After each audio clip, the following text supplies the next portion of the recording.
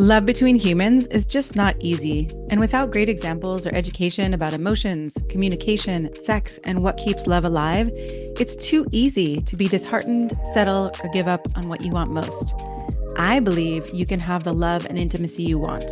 And having coached thousands of people on their love lives for over 20 years, I know what love can be for you. So I'm bringing you people who share vulnerably about their dating and relationship struggles and how they learn to create the most connected, fulfilling, and exciting love and sex of their lives, so you can have it too. If you haven't yet taken the quiz to see what keeps you from having the best love and sex of your life, go to shanajamescoaching.com/quiz. You'll get a personalized report of your strengths and challenges in the 5 crucial areas that lead to your most fulfilling and exciting love and sex life. Go to shanajamescoaching.com/quiz to find out.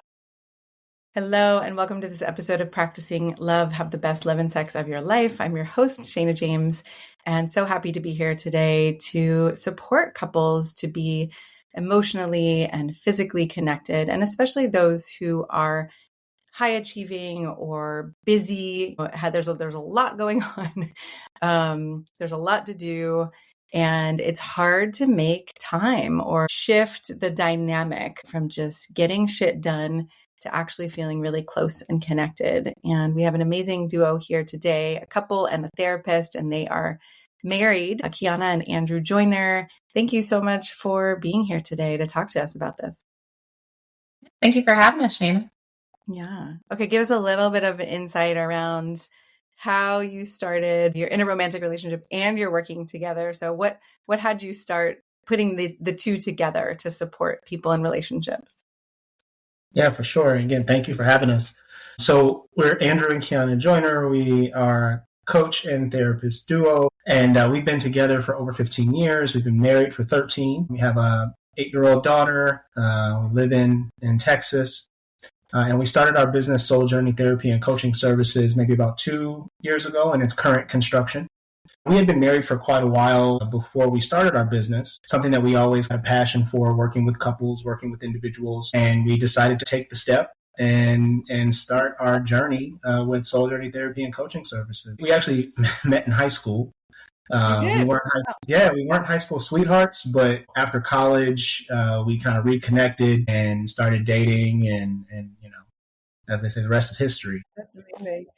Is there something in particular, like a dynamic that the two of you, this is getting vulnerable and personal, but I think it helps couples, that the two of you have been able to use your own methodology to really support your love life? Yes, at the core of what we teach our clients is communication. Yeah. And if we're not clear about our expectations, not clear about our preferences, not clear about if something is not being met or not going the way that we would like it to, really having to be honest with ourselves and then honest with each other to have that vulnerable conversation.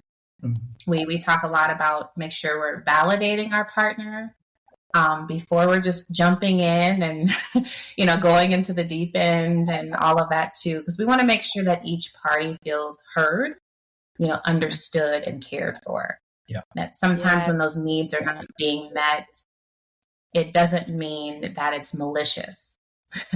So honoring the busyness of what's happening, honoring the work that our partner is doing, but then also being honest about the impact that it may be having and what we need. Yeah. So that's been a key part of open communication. Mm-hmm. I think that's a really powerful point, is that when partners don't meet each other's needs, it's not always malicious, right? Sometimes it is a lack of awareness or a lack of capacity or different styles or all of those things. And, sometimes I work with couples where they've gotten to the point where they're butting heads or their kind of dukes are up. And there's a part of me that, it's like I'm trying to see the positive intention, right, in both people. And if I talk to one person, it's skewed one way. If I talk to another person, it's skewed another way. And then when we bring people together, it's really fascinating and sometimes challenging to help people understand each other. Mm-hmm. Yes, absolutely. Early on in marriage, we learned the phrase intimacy starts at the kitchen table. Ooh, I You haven't heard know, that one.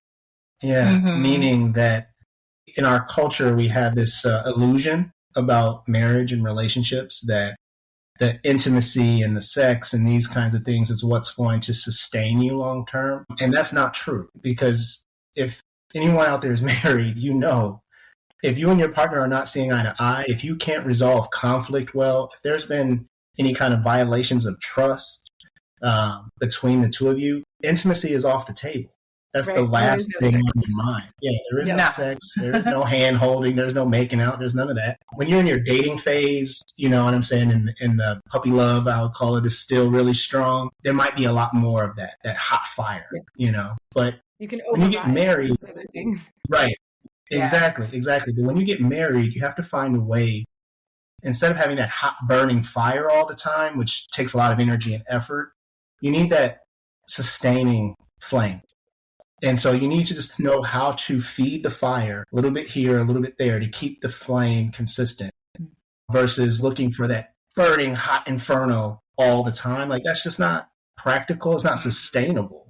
Yeah. And if your expectations are set around that, I think you're kind of setting yourself up to be disappointed, because life will happen and that will impact your intimacy over time if you're not aware. Totally. I mean, I know even in thinking about my own life currently, it's like we just went to my partner's kid's wedding. And before that, my kid was sick. And before that, there was another family thing. And before that, it keeps coming. And so I would love to hear you talk about the feeding the fire in that sustained way.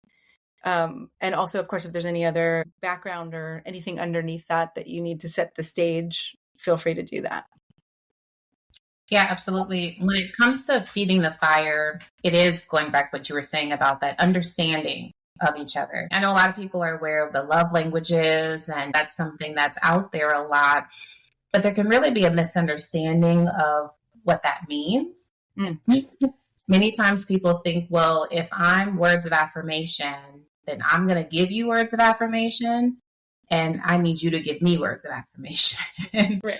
Rather than understanding that if your partner is something different, you need to understand that when they're expressing that love, that's their way of showing love. Yes. Or if they're trying to give you words, giving them grace as they're trying and making that attempt, if that's not what they're used to. Yep. So it's knowing how to flex your communication and love style to be more effective with your partner. And if you know how they receive love and they know how you receive love, being intentional about doing that for the other is what helps kind of fill that love tank, right? Where we feel like we're being cared for, the emotions aren't as high and intense. They can be just that slow, subtle appreciation, that subtle gratitude for one another. Because you feel cared for. You brought me my favorite coffee drink. That was really sweet. Yes. You know, the intentionality behind some of those actions is what helps each other build that connection too. Yeah, I was going to say, because so many couples, I think, especially this day and age, everybody that I talk to is exhausted, especially when you have kids.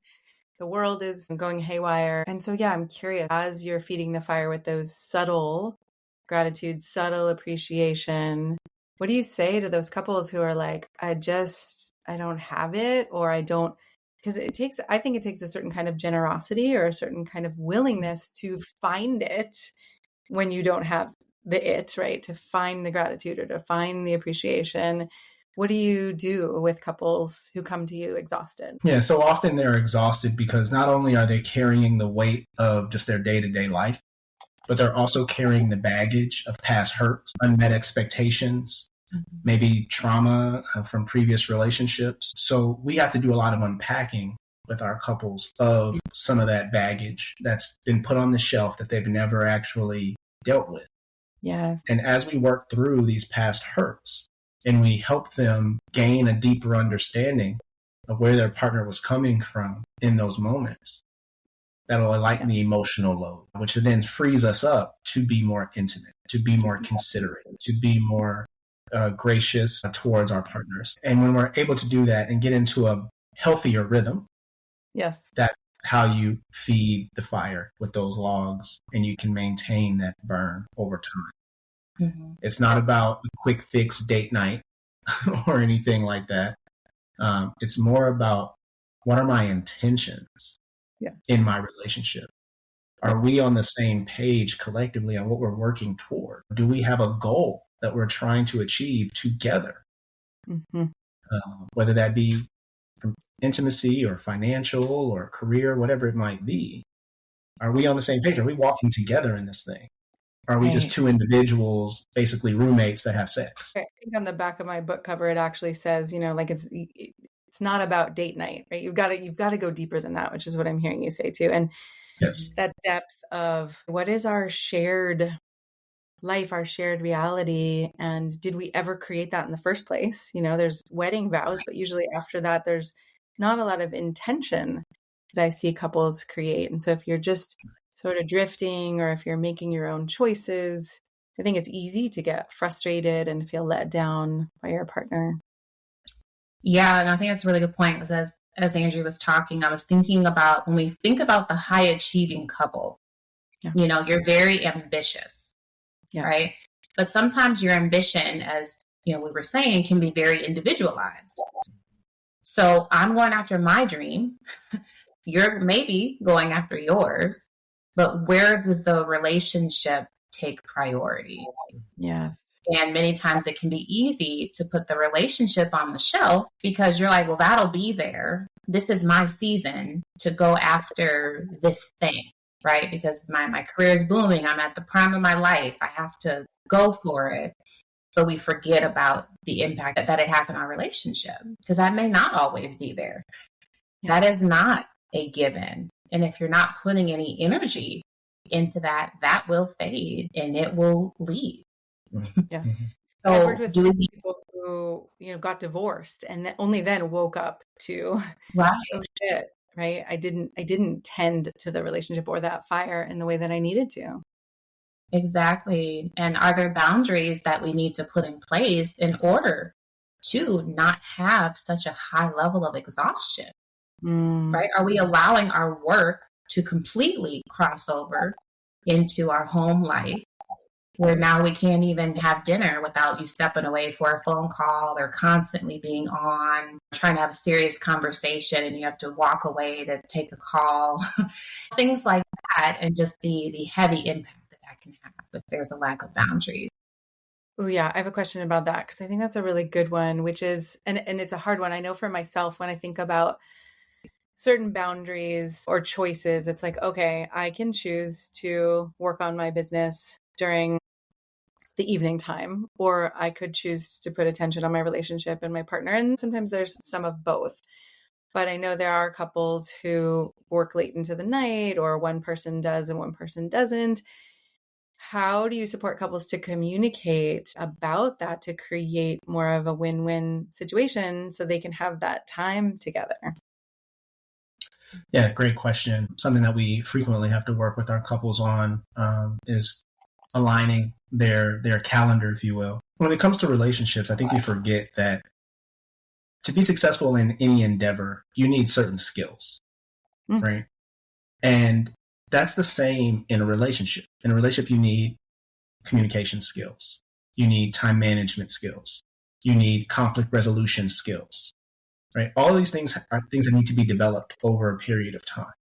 Yeah. We put it on our dating profile almost like as an attribute, a good communicator, but it's really a skill set. Yeah. And we don't spend enough time really evaluating on the front end, how strong is their skill in this area? How strong is their money management skills? Yeah. Right? Because these are the things that really will impact your relationship long term. And when you look at why people divorce in relationships, it's rarely the sex was bad. You know what I'm saying? It's financial stress. It's unreconcilable differences. It's these kinds of things that lead to divorce or just breakups, to your point about not aligning calendars. So we just really bring a lot of practical recommendations to the table. Like, hey, do you have a shared calendar? Like if you're a married couple, do you have a shared family calendar that you guys sit down and block off your time like you would at work? Yeah. You schedule out your meetings, you schedule out all these things at work. Well, you should be doing something similar for your home life. Yes. Right. Making sure you both. I was just wondering too, do you have a shared vision or a shared goal of like how many hours a week do you actually want to spend together? Right. Versus, exactly. Only if it's leftover time. Right. Exactly. Being more intentional about the time you spend, even if it's just a little bit, even if it's an hour or two a day or a week, how intentional are you with that time?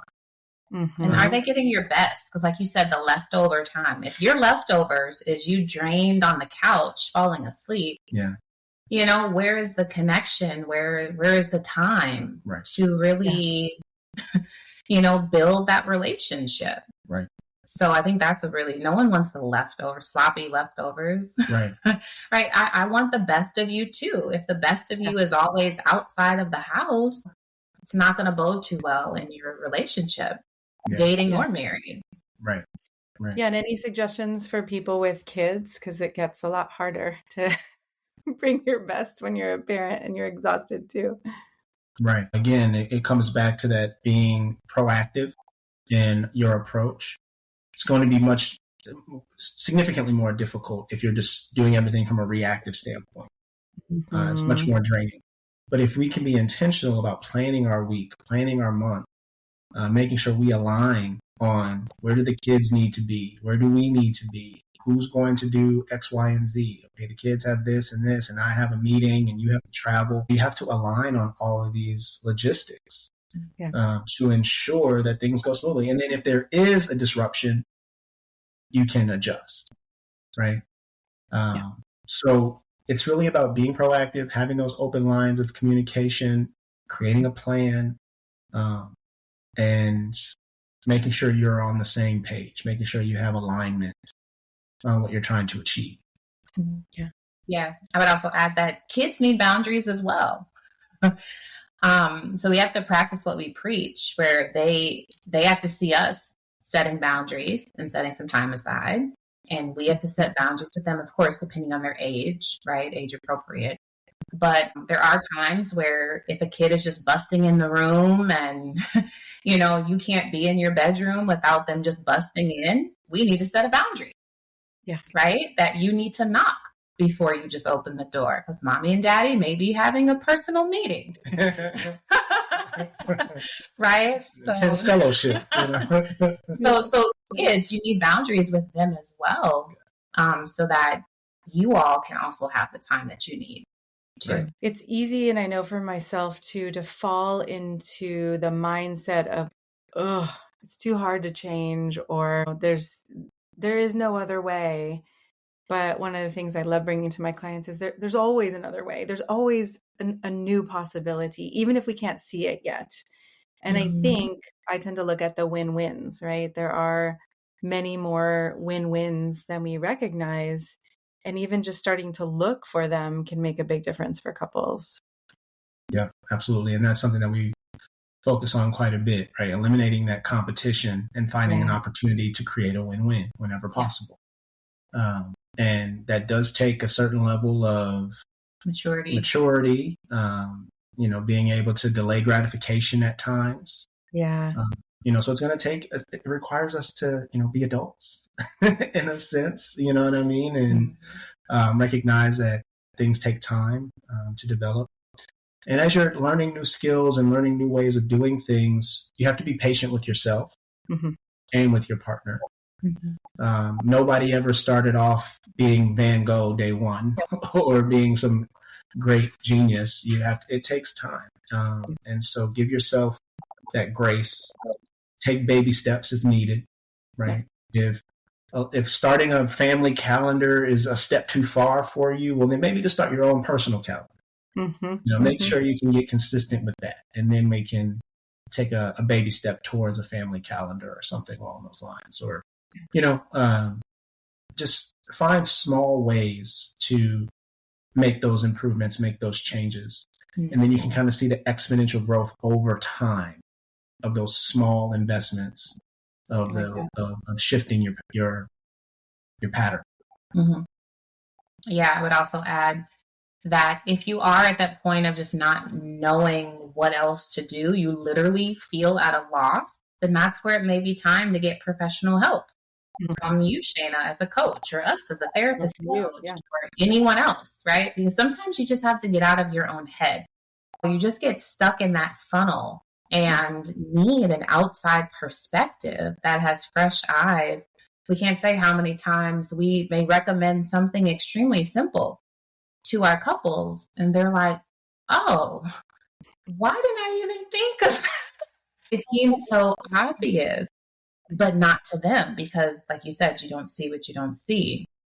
So sometimes getting an outside perspective that you trust, that's reputable, right? Not just the friend that's had the failed relationships that just has a lot of opinions, can be really helpful, from the right source to just get some clarity as well. Love that.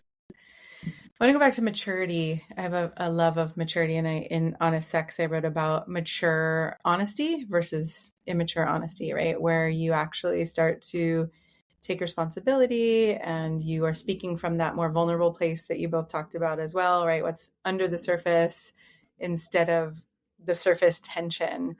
And I think the concept of maturity is something that can be another challenge, right? Like, oh, I have to grow up. And does that mean that this is going to feel stale or any of those things? And so I love what you brought. It takes patience. It takes delayed gratification. Can you give another couple ideas or a sense of what else do you work with or support couples to be more mature, or how to get into that mature place? Yeah. So when we say maturity, I think what we're really talking about is the ability to be empathetic, to put yourself into someone else's shoes. Yeah. I think the immature, quote unquote, immature mind is a selfish, self-centered perspective. I want what I want and I want it now. Right. And that's how our children talk. And a part of being an adult is recognizing that sometimes I have to prioritize someone else's needs over my own. Yeah. And that's empathy. And sometimes we discover that is significantly lacking in some of our couples, that they don't have this ability innately to put themselves in their partner's shoes and see things from their perspective or prioritize their needs over my own. And so when we talk about maturity in the context of a relationship, I think it has a lot to do with that, which is, again, something that can be developed. Some people have it more innately. I will say women tend to be more empathetic than their male counterparts. It's not an absolute, but tends to be the pattern. But it is something that we can grow in over time. Yeah, I agree with that. Because there are many times where couples just don't even realize that the impact that their actions had on the other person, because we're too busy justifying our actions. Yes. Right.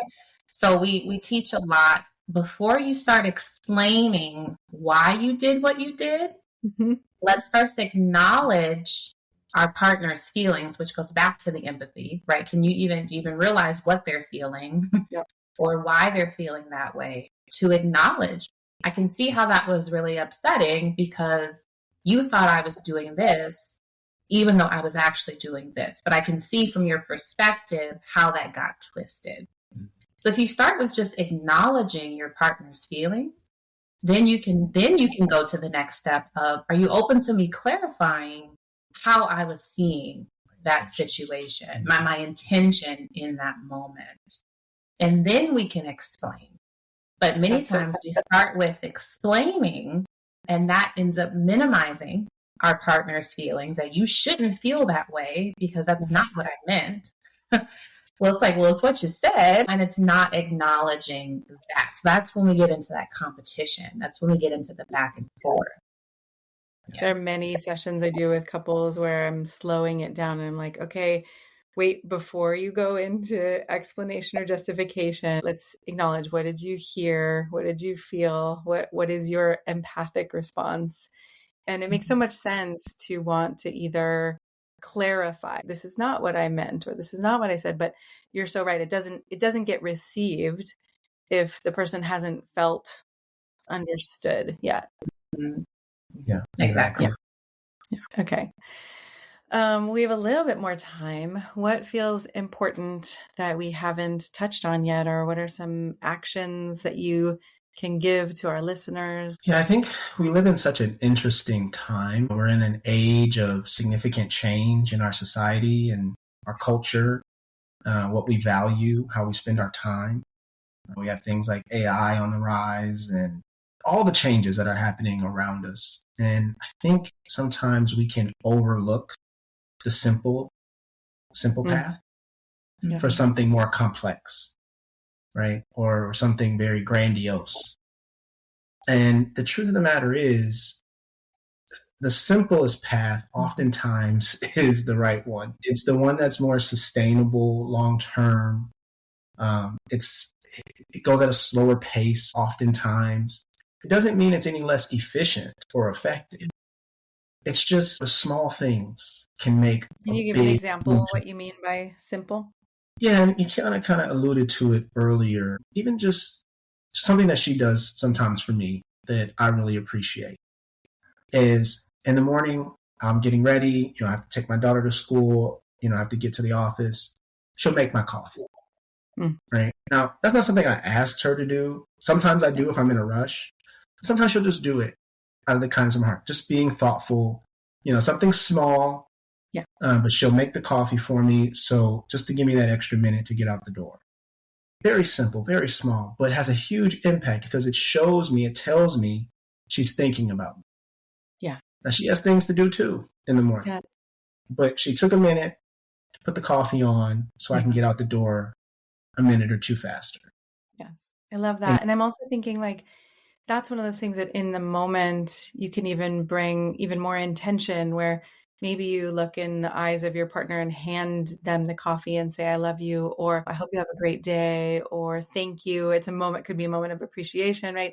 All of those things, they don't take very long. It takes finding it within yourself, but it's not like, oh, now I have to spend an hour appreciating, or, it's just a short moment. Yeah. Right. Yeah, like you said, it's the little things. It's the text in the middle of the day thinking of you. That does not take much of your time, but you're letting your partner know that they're on your mind. The little things of, if you do live in the same household, do we hug or kiss before leaving for the day? Again, takes no time, but that moment of connection, especially a physical touch, is really important to one of you.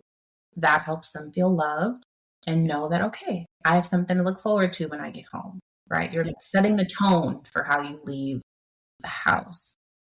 And even little things like when a lot of our couples, they don't talk enough. We're like, how are you going to build that intimacy if we're not having conversations?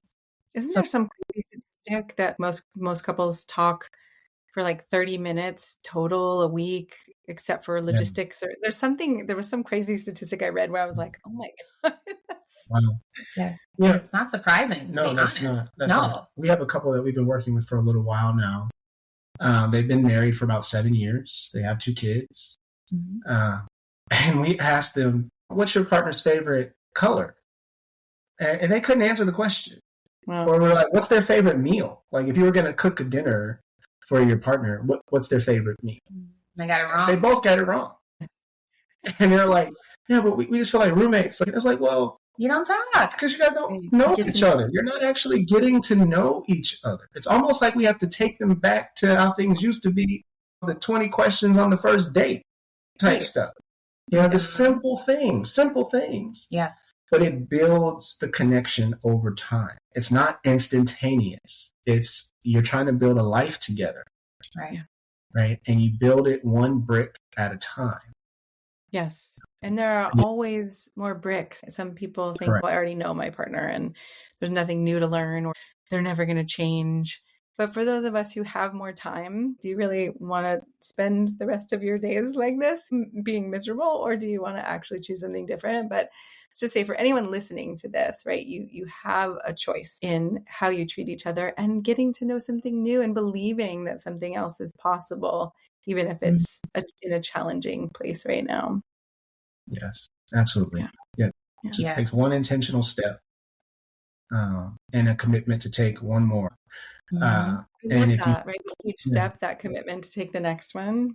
Yeah, Right. and if you're willing to do that, then you'll walk together through whatever life throws at you. But it has to be on purpose. Nothing. No couple survived on accident. You know? No, that's so true.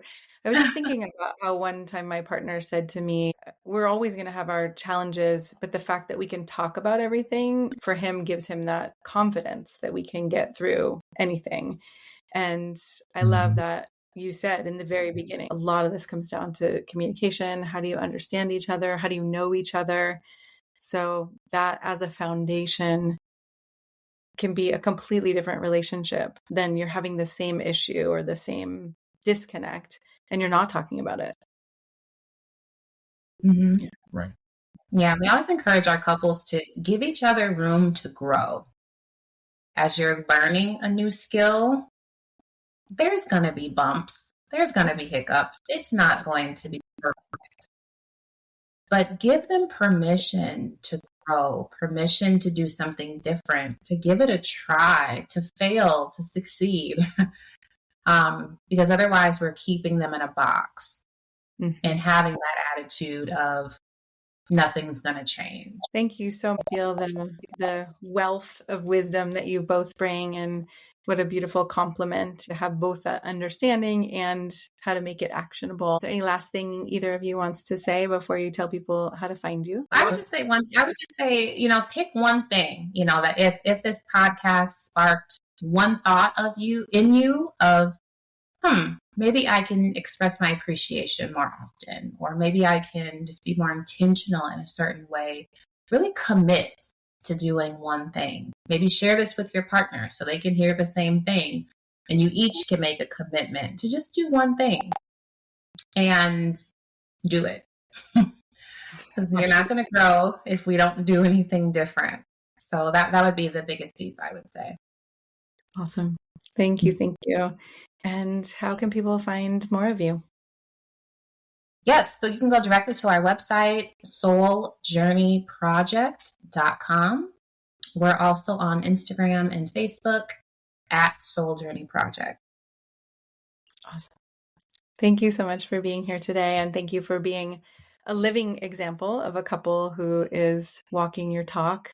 It's rare these days with so many couples getting divorced and even more, staying together, but not actually being happy or feeling intimate. So thank you for being one of those couples who is a source of light and inspiration to other people. Well, thank you. Yes, thank you for having us. We truly appreciate it. It's an honor. I'm so glad you joined us for today's episode of Practicing Love. I hope you enjoyed our conversation and gained insight into yourself and your current and past relationships and inspiration for what's possible. If you like what you heard, I'd be so grateful for you to subscribe and write a quick review to help people find us. If you'd like more support in your love life, be sure to get your free copy of my best-selling book, Honest Sex, at shanajamescoaching.com/free. That's shanajamescoaching.com/free. And we'll see you next time.